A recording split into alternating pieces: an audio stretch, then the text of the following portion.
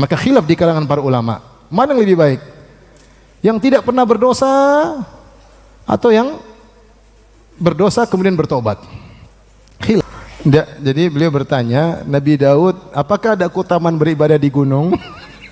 Karena Nabi Daud beribadah di gunung, Ashabul Kahfi di gunung, Nabi Muhammad SAW dapat wahyu juga di gunung. Jadi pertanyaannya menarik ya, mewakili banyak orang. Ustaz,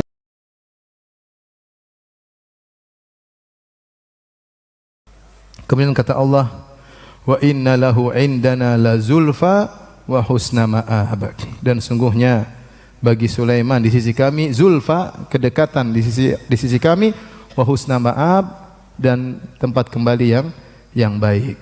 Jadi ini juga dalil bahwasanya seperti saya katakan tadi, bisa jadi seorang melakukan dosa, melakukan kesalahan, kemudian dia bertobat, kemudian dia menjadi lebih baik daripada sebelum dia berdosa. Dia menjadi lebih baik sebelum dia berdosa. Karena subhanallah, terkadang Allah mentakdirkan seorang terjumus dalam suatu sehingga dia bisa menyempurnakan ibadahnya. Kalau seorang tidak pernah berdosa sama sekali, maka ibadah dia hanya ibadah, tidak ada ibadah tobat. Padahal ibadah tobat ibadah yang dicintai oleh Allah. Innallaha yuhibbut tawabin. Sungguhnya Allah mencintai orang-orang yang bertobat. Maka Allah mentakdirkan dia terjerumus dalam dosa sehingga dia bisa beribadah kepada Allah dengan ibadah yang tersendiri yang tidak bisa dilakukan oleh orang-orang yang taat, yaitu ibadah hati yang terenyuh, menangis, merasa rendah, ujubnya hilang, kemudian dia bertobat kepada Allah Subhanahu wa taala. Itu hanya bisa dilakukan oleh orang yang berdosa. Maka khilaf di kalangan para ulama, mana yang lebih baik? Yang tidak pernah berdosa atau yang berdosa kemudian bertobat? Khilaf. Ibnu Qayyim sebutkan kalau tidak salah dalam kitab Madarijus Salikin. Kalau saya tidak ingat, tidak salah baca, tidak salah ingat. Gampang ini, ada dua orang berjalan, si A dan si B sama-sama baik. Tiba-tiba si B bermaksiat. Berarti berhenti enggak? Berhenti. Si A jalan terus. Sehari, 2 hari, 3 hari dia jalan terus. Pahalanya tambah banyak. Si B turun, dia enggak maksiat. Ini tuh maksiat. Tiba-tiba dia bertobat. Dia mulai start lagi dari nol, naik lagi. Mana yang lebih baik? Si A atau si B? Ada khilaf. Ada yang mengatakan si A tetap lebih baik karena dia tidak pernah berhenti dalam sairnya, dalam perjalanan menuju Allah tidak pernah berhenti. Ada yang mengatakan tidak. Si B bisa jadi lebih baik. Kenapa? Meskipun ketika mereka sama-sama, si A naik, kemudian si B berhenti, bahkan dia turun, mundur, kemudian dia bertobat. Ketika dia bertobat, dia bisa langsung tancap gaspol. Karena ibadah tobat luar biasa. Ya.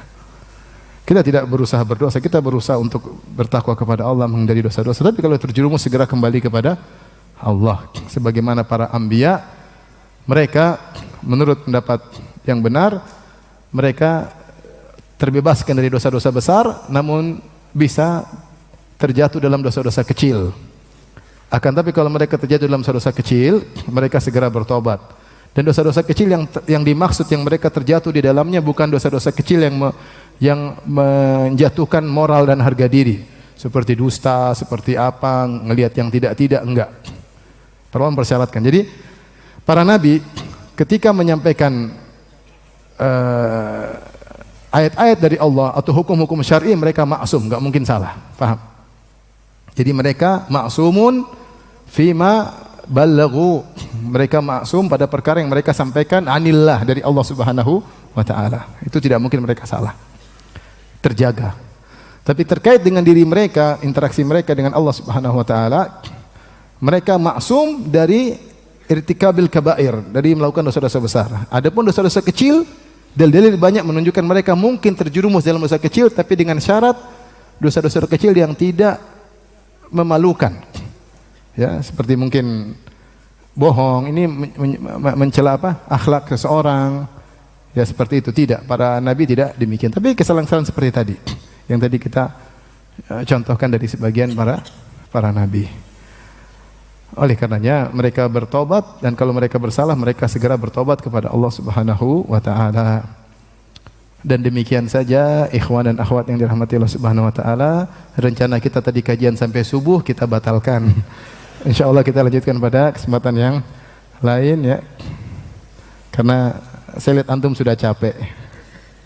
Tadi sholat tarawihnya Masya Allah, tabarakallah. Alhamdulillah. Tapi kalau ada yang bertanya saya persilahkan. Wallahu ta'ala alam bisawab. Silakan.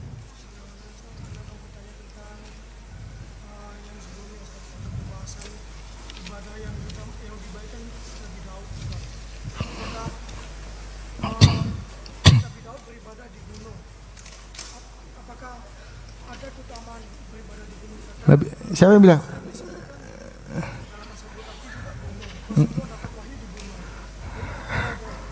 Tidak, jadi beliau bertanya, Nabi Daud, apakah ada keutamaan beribadah di gunung? Karena Nabi Daud beribadah di gunung, Ashabul Kahfi di gunung, Nabi Muhammad SAW dapat wahyu juga di gunung. Jawabannya tidak benar. Nabi Daud tidak beribadah di gunung, di gua tidak. Nabi Daud beribadah gunung-gunung ikut bertasbih. Bukan Nabi Daud naik ke gunung, enggak. Nabi Daud berbaca Zabur, kemudian gunung-gunung ikut bertasbih bersama-sama Nabi Daud. Adapun goa Al-Kahf atau goa itu karena mereka kabur, karena mereka bukan untuk beribadah. Mereka kabur dari kejaran orang-orang pemerintah penguasa yang zalim ketika itu, sehingga mereka kabur, mereka masuk ke goa untuk bersembunyi, bukan untuk beribadah. Adapun Nabi Muhammad SAW pergi menjauh karena kondisi kota Mekah lagi rusak-rusaknya. Nabi ingin menyendiri, dia tidak tahu bagaimana cara beribadah karena tidak ada wahyu. Sehingga beliau berijtihad, kemudian beliau pergi ke Gua Hira, ke Jabal Nur yang disebutkan view-nya ke Ka'bah. Jadi seakan-akan beliau melihat kota Mekah sambil mencari inspirasi dari Allah, dari Tuhan. Beliau ingin mengenal Tuhan. Bingung tapi caranya bagaimana? Beliau senang menyendiri, ingin menyendiri dari kerusakan-kerusakan yang terjadi. Jadi tidak ada keutamaan beribadah di goa ataupun di gunung, yang ada di masjid. Kalau ada, kita suruh bikin masjid di atas gunung nanti. Ada lagi yang bertanya? Ya, silakan.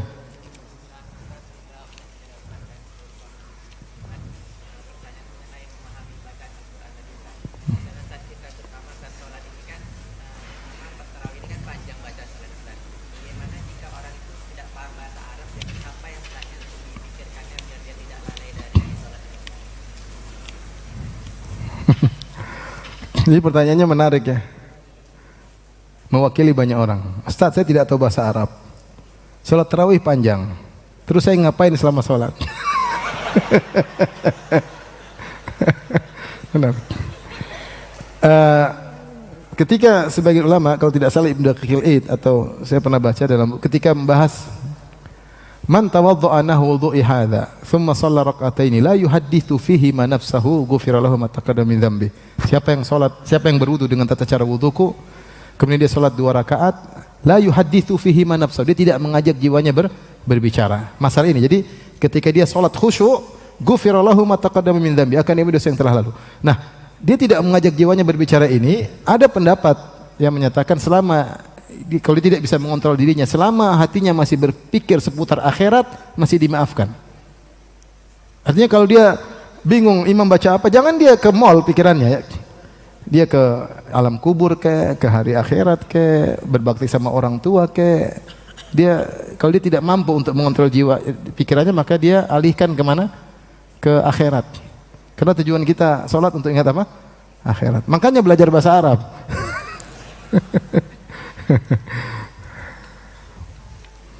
Wallahu alam bisawab. Ya, ini yang penting ingat dosa, semua terkait dengan akhirat. Yang terbaik tentunya kita memahami, tapi enggak paham mau diapain. Waladhdallin, amin. Habis itu udah bingung.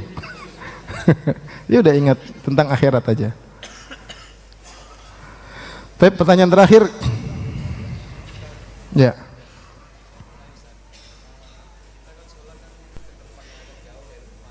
Iya.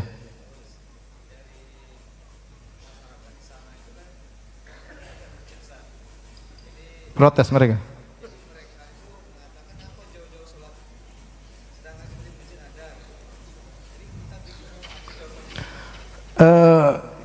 Kalau jadi ada 2 model. Kalau kita di Jakarta kita rumah samping masjid, sholat masjid jauh, cuek aja orang. Orang di sana cuek. Kalau di Pekanbaru kayaknya enggak dicuekin. Cuma ada hadis nanti tentang seorang sholat di masjid dekat dia ya, jangan jauh-jauh. Tapi Ibnul Qayyim, kalau tidak salah Ibnul Qayyim mengomentari ya, kecuali memang ada mudarat atau ada masalah di masjid yang lain. Misalnya masjid tersebut penuh dengan kerusakan atau dengan tidak bikin khusyuk dan yang lainnya ya. Tapi intinya kalau saran saya, antum sholat kalau memang jadi pusat perhatian orang, antum sholat itu sesekali, jangan tinggalkan total. Sholat duhur, sholat asar, sholat tarawih, karena kita dituntut mencari kenyamanan dalam beribadah. Cari masjid, tapi sesekali antum sholat juga di situ.